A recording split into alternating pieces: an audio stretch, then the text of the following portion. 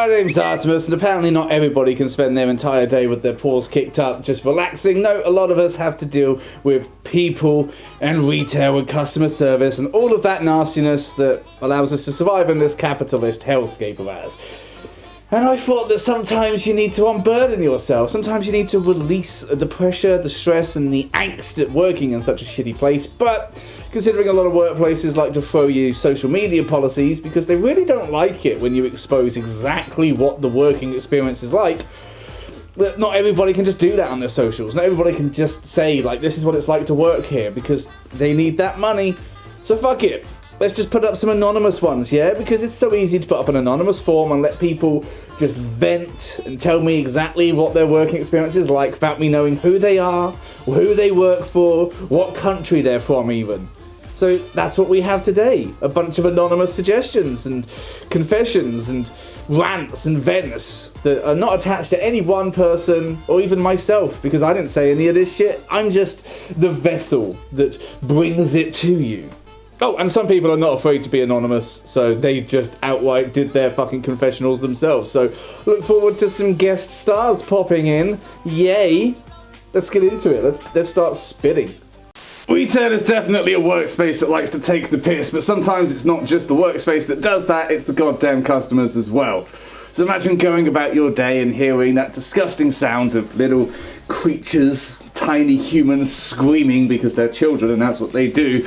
But only this one is bitching and whining about, "Mummy, I need to go to the bathroom, Mummy, I need to go to the bathroom." And you sort of brush it off as, you know, you hear that a lot, but then you keep hearing it and, "Mummy, I need to go to the bathroom now and I'm desperate," and you start thinking this is going to go the inevitable way, isn't it? This is going to go exactly how we all expect it to go. And it does. You're just minding your own business, doing your fucking shit to earn money, and then piss on the floor. Which in itself is bad enough, you know? That's already ruined your day a little bit. Just, okay. Fuck. What ruins it just a little bit more, though, is the inattentive mother who gives absolutely zero shits to the need of their children, deciding to look you up and down in your uniform and go, "Well, aren't you going to clean that up?" Bitch!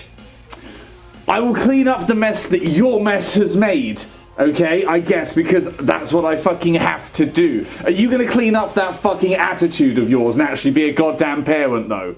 Huh? Huh? Oh, yeah, I had this other lady said, come in with a win a headlight bulb for a BMW. And I found out she had HID bulbs. I said, "Oh, those are $100 a bulb." "That's expensive!" I said, "Ma'am, expensive cars break expensive parts," and she got all pissy about it. You have a BMW, bitch.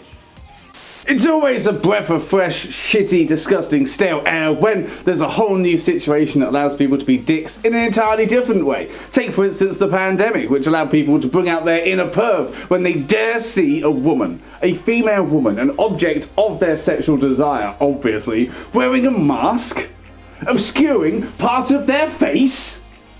And obviously it's their fucking civic duty to tell them to pull that mask down so they can see their lovely smile, because that's obviously a thing that normal people say to people, right? That's not a predator saying, that's not creepy or pervy or even just a little bit rapey.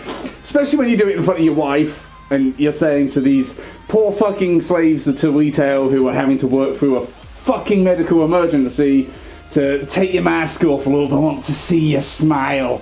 Oh yeah, that's fucking lovely. I feel dirty just saying that. I feel dirty just doing this in a story, okay? I feel like I should be going to jail for that sentence. And yet people are walking around in the wild as if that shit is okay. What the fuck? Hello, I'm Duke, and we're talking retail. So I've had a lot of retail stories from the past few years working retail, and every time it's been awful. Retail, I think everyone needs to work retail once just so they can know how bad it is and how to treat people and how to act as a good coworker, as a good customer, and generally not to be an asshole. So my story comes from when I used to work at Bed Bath & Beyond. Now at my store, we were always encouraged to try to get online orders in the store. And I had a guy come in and he asked if we had something in stock. We didn't have it in stock, so I offered to order it for him, and he said yes. So we go to the computer, I start typing it in and filling out his order and all his information and everything. And he's on his phone and he goes, "Can you order this for me?" And I look at his phone, and it's a naked woman on a bed.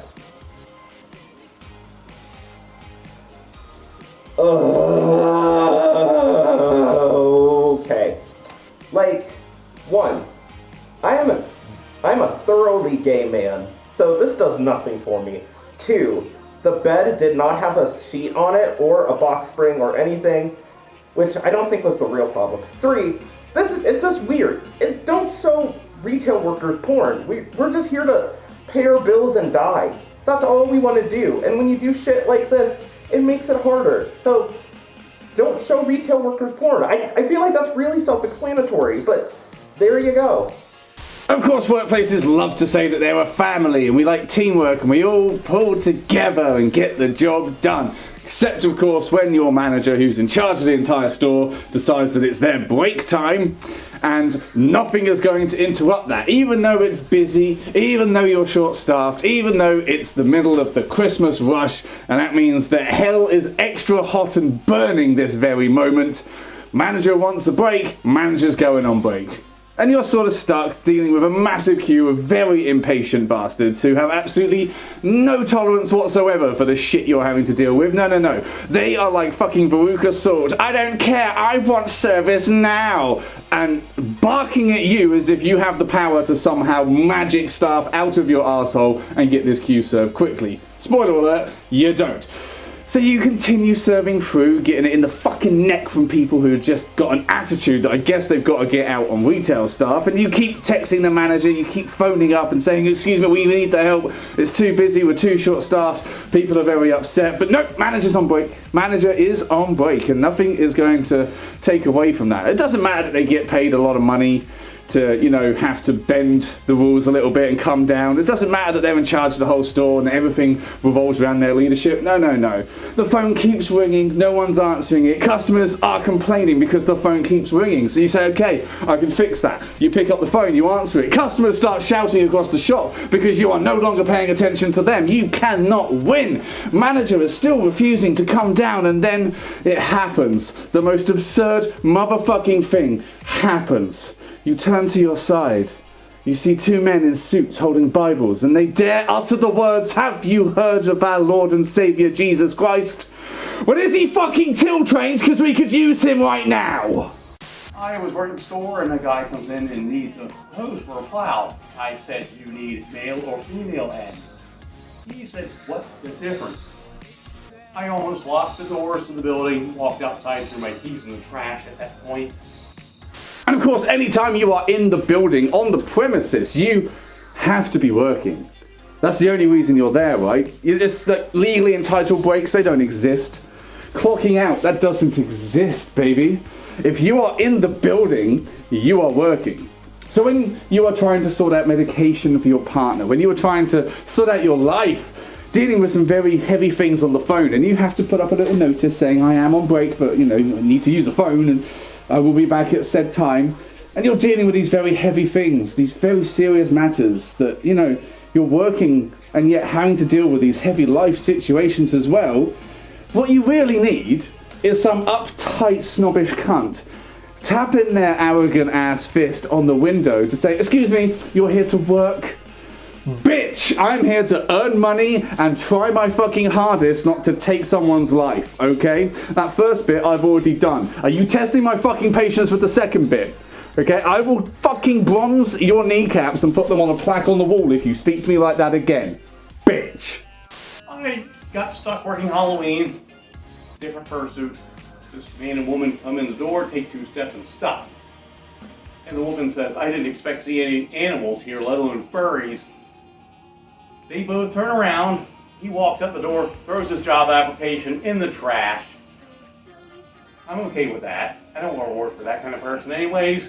So sometimes this place just infects your everyday life as well. It doesn't matter whether you're in the place or out the place, it still drags you in with its bullshit. For instance, imagine being so injured that you get signed off for 4 months. Your shoulder is so completely, utterly knackered that you have had to take time off to seek medical treatment because this job is not obeying the rules, it's not obeying its own fucking requirements for health and safety, and it is leading for you to get shoulder problems. And you've been signed off by a medical professional that you need rest, you need to fix this shit. 4 months off.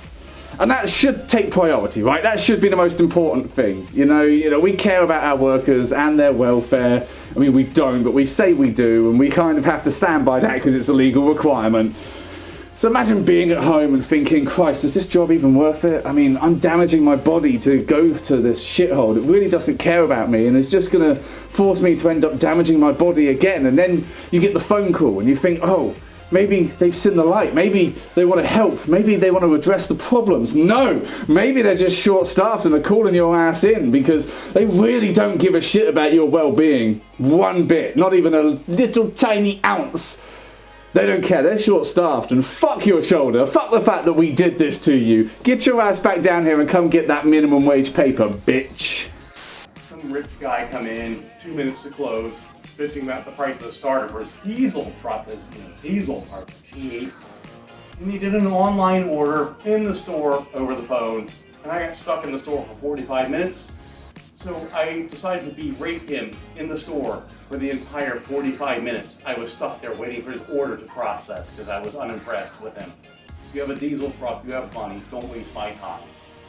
Why is it that it's always the shit customers that like that phrase, the customer is always right? They don't even know the actual full phrase, which by the way is, the customer is always right in matters of taste, which means if someone's stupid enough to pay for it, you might as well sell it. Doesn't actually mean the customer knows what the fuck they're talking about. And that is definitely proven when you work things like call centers for customer service, where you sell a bunch of items and you have to field questions and refunds for said items, and you start to realise that maybe some people shouldn't be allowed to buy these items when they phone up with a bird feeder and complain that the birds will not feed out of said feeder.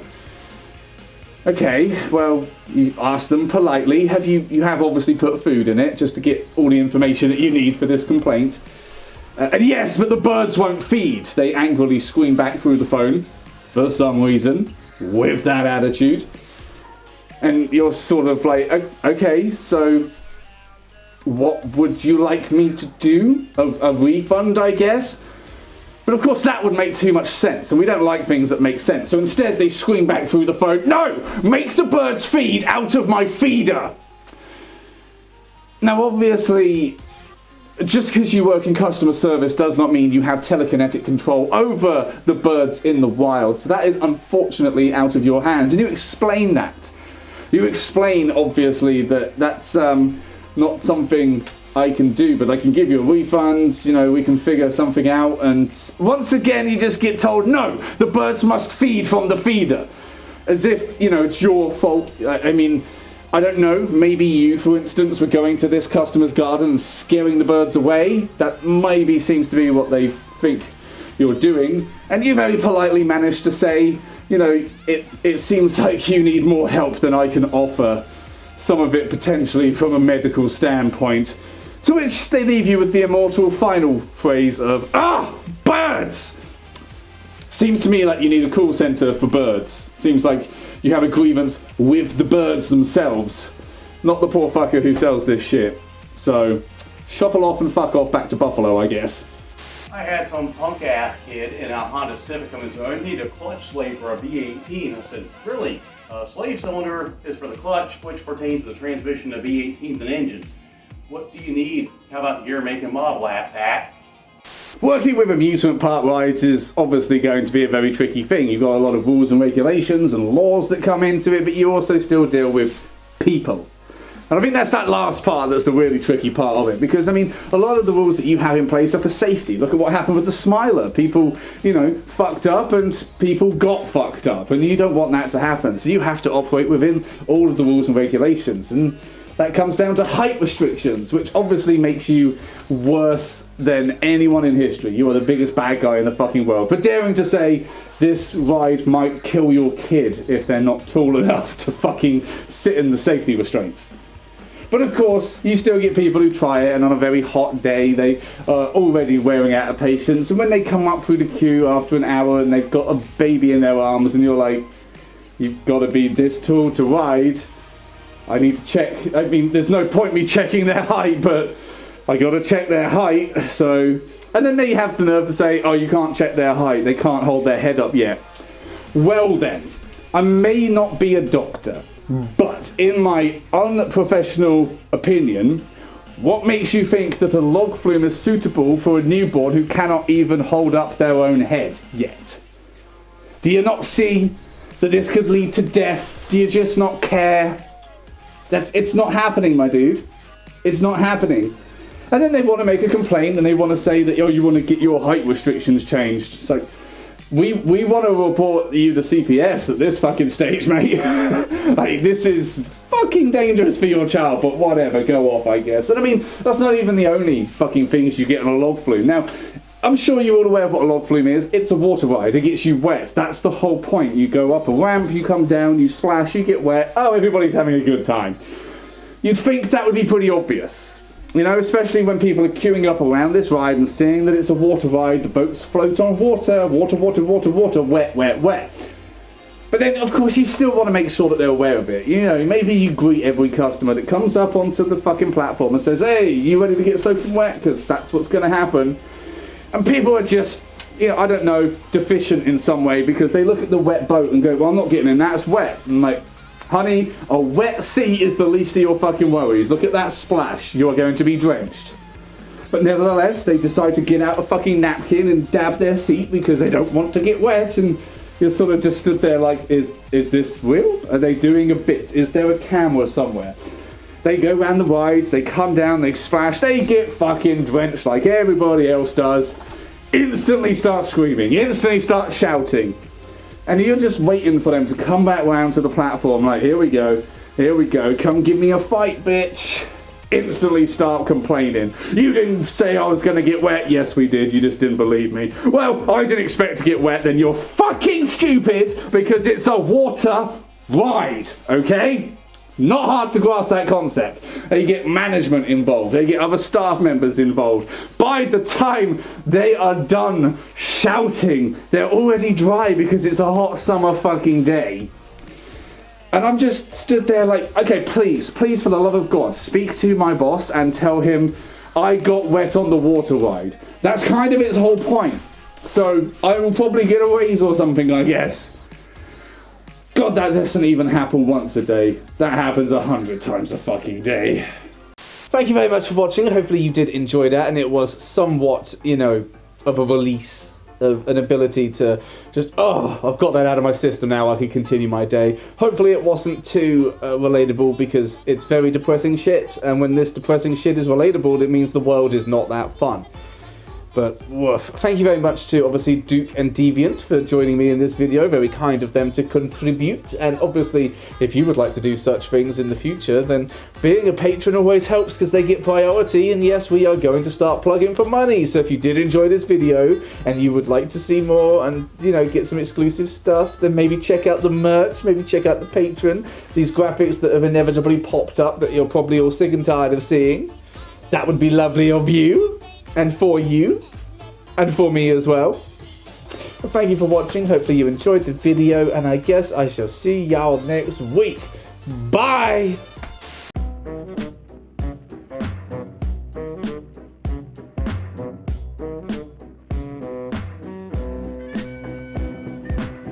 Oh yeah, that Buffalo reference earlier, that Shuffle Off to Buffalo, that was sort of a Twin Peaks line.